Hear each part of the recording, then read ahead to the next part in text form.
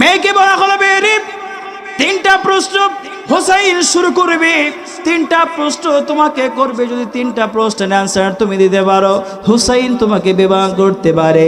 মেয়েটা তিনি ডাক দিয়ে বললেন, আমিরুল মুমিনিন খলিফাতুল মুসলিমিন, তিনটা প্রশ্নের অ্যান্সার দেওয়ার জন্য আমি হাজির আছি।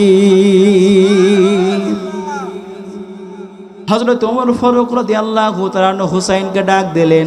ডান সাইডে ওমর ফারুক বসা, বাম সাইডে ওমর বললেন, হুসাইন দেরি করো না, প্রশ্ন করো। হযরত হুসাইন প্রশ্ন করছেন, মেরে তোমার কাছে প্রথম নাম্বার প্রশ্ন হচ্ছে আমার একটা, বলো আমার মাকে তুমি চেনো নাকি? মেয়েটা ডাক দিয়ে বলেন, হুসাইন রে আপনি সুন্দর প্রশ্ন করেছেন হুসাইন, আপনার মাকে আমি জানি।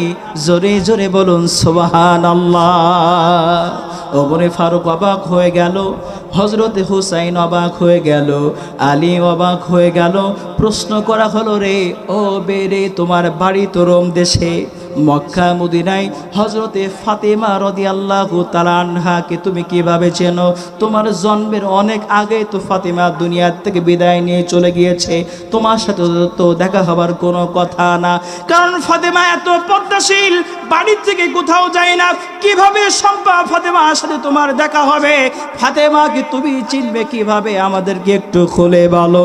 সঙ্গে সঙ্গে তিনি ডাক দিয়ে বলতেছেন, শোনেন, আমাকে যখন সকালবেলা জালিমের কারাগারে যখন 3টা করে সকালবেলা বেত মারা হতো, খোদার যন্ত্রণায় কাতরাইতে কাতরাইতে আমার পিঠে ব্যথা দিয়া আমি মেয়েটা যখন ঘুমাই যাইতাম, হুসাইন আমি আপনার মাকে দেখেছি। কিভাবে দেখেছো একটু বলো? তখন মেয়েটা ডাক দিয়ে বলেন, হুসাইন শোনেন, আপনার মায়ের ডান কানে একটা তিল রয়েছে, এই 2টা ভুঁড়ি হচ্ছে জোড়া ভুঁড়ি, এবং ঠোঁটের নিচে একটি লাল দাগ রয়েছে। সঙ্গে সঙ্গে হযরতে ওমর ডাক দিয়ে বলেন, হযরতে আলী ডাক দিয়ে বলেন, মেরে চুপ করো, কারণ আর বেশি বললে তোমার আমার মাঝখানে একজন রয়েছে, পর্দার খেলাপ হয়ে যাবে। জোরে জোরে বলুন সুবহানাল্লাহ। তোমার প্রশ্নের অ্যান্সার আমি পেয়ে গিয়েছি, যা আশা করেছিলাম তা আছে, সুন্দর অ্যান্সার তুমি দিয়ে ফেলেছো। জোরে বলুন সুবহানাল্লাহ।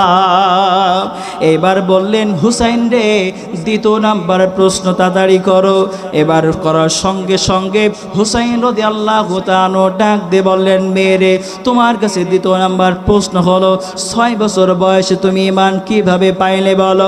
তুমি তো রোমে থাকো, সবাই তো খ্রিস্টান, তোমার বাবা, তোমার মা, তোমার দাদা, তোমার গোষ্ঠী সব কিছু খ্রিস্টান, কিভাবে তোমার সামনে ইসলাম গেল? তুমি কিভাবে ইসলামের ছায়াতলে আসলে বলো?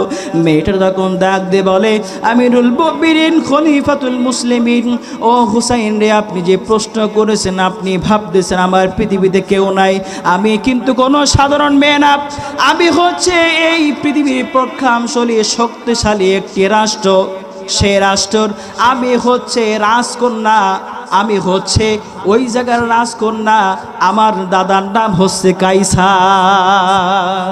জোরে বলুন আল্লাহু আকবার। মেয়েটা ডাক দিয়ে বলি, আমার দাদা ঘরের ভিতরে প্রবেশ করার সঙ্গে সঙ্গে আমি আমার মায়ের সাথে যখন খেলাধুলা করতেছি, আমার দাদা আমার কাছে আসার পর পরে বলতেছে, ও আমার নাতিন রে, চলো তোমাকে আজকে একটু খেলা দেখাবো, আমার দরবারে খেলা হবে। আমি যেন দেখতে পাচ্ছি একটা মানুষ, তার চোখে মুখে কালো কাপড় দিয়ে বাঁধা, নিচে হচ্ছে উত্তপ্ত গরম তেল, কিভাবে এখানে খেলা হবে বলো? দাদা ডাক দিয়ে বলে, কাইসার ডাক দিয়ে বলে, নাতিন রে এই মানুষকে তুমি মানুষ বলো না, এরা হচ্ছে মুসলমান, এরা হচ্ছে মুসলমান।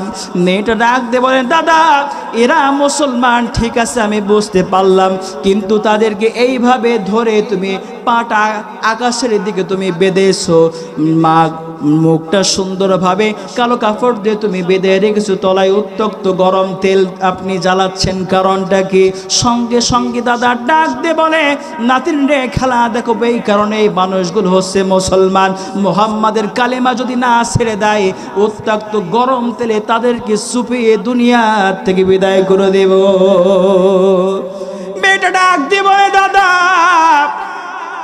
এই মানুষগুলোকে আপনি এইভাবে বিদায় করবেন না, আপনি তাদেরকে রেহাই দেন, তাদেরকে আপনি ছেড়ে দিয়ে দেন।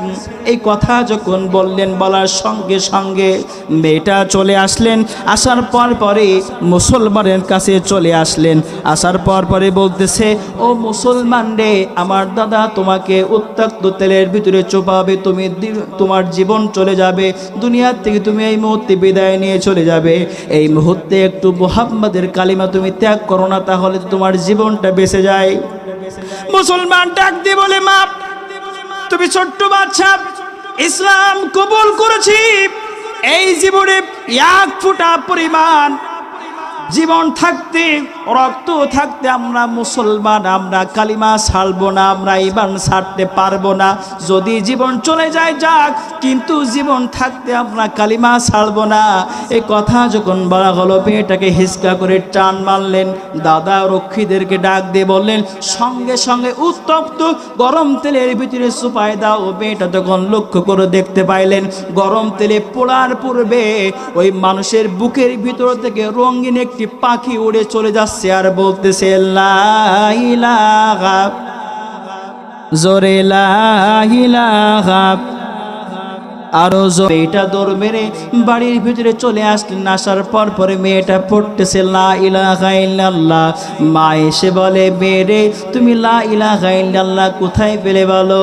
ওই মানুষকে লা ইলাহা ইল্লাল্লাহ বলার কারণে তোমার দাদা তাকে উত্তপ্ত গরম তেলের ভিতরে চুপাই দিয়েছে, যদি তুমি লা ইলাহা ইল্লাল্লাহ না বাদ দাও, যদি এটা পড়তে থাকো, ওই মানুষগুলোর মতো অবস্থা কিন্তু তোমার দাদা বাপ তোমাকে করবে।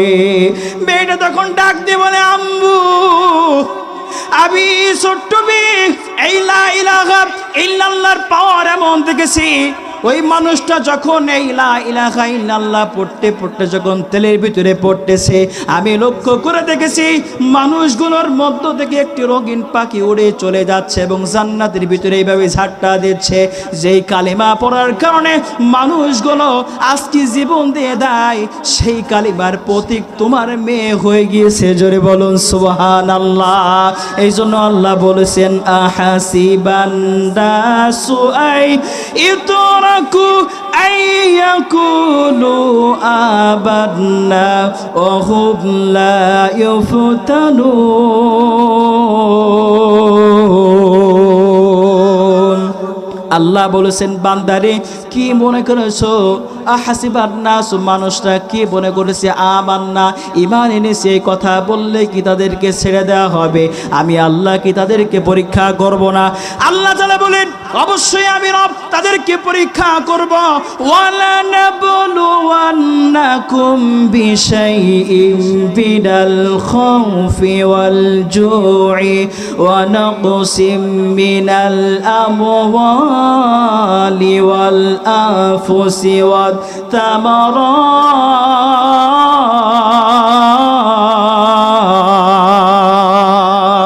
আল্লাহ পাক বলেছেন, যারা ঈমানের দাবি করবে, ঈমান এনেছে, এই কথা বলবে, অবশ্যই আমি রব তাদেরকে পরীক্ষা করব, তাদের জানগুলো কেড়ে নিয়ে, তাদের মালগুলো, অর্থ সম্পদগুলো কেড়ে নিয়ে আমি রব সবাইকে পরীক্ষা করব।